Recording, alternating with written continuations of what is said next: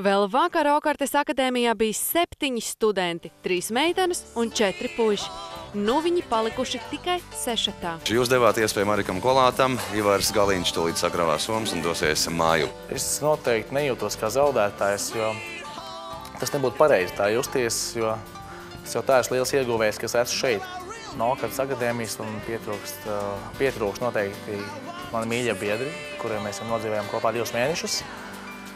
Žēl, ka nenodzīvojām vēl vairāk, bet mums vēl priekšā ir daudz lietas kopā darāmas, tikai es viņus vēl satikšu. Kādu laiku man pietrūks.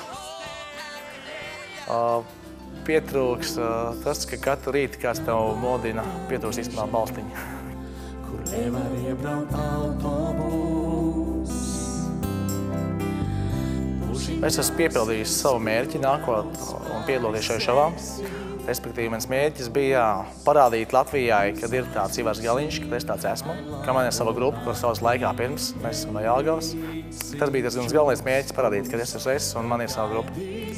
Protams, nemazāk svarīgi arī tas, ko es esmu vokāli šeit iemācījies, un galvenais, ka es iemācījies mācīties.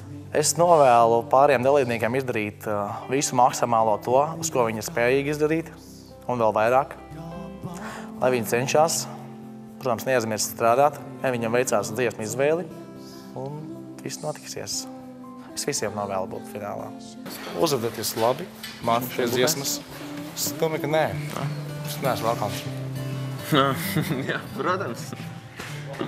Būs mēģinājums grupu, forši noteikti. Šodien? Vai gribās uzspēlēt grupu?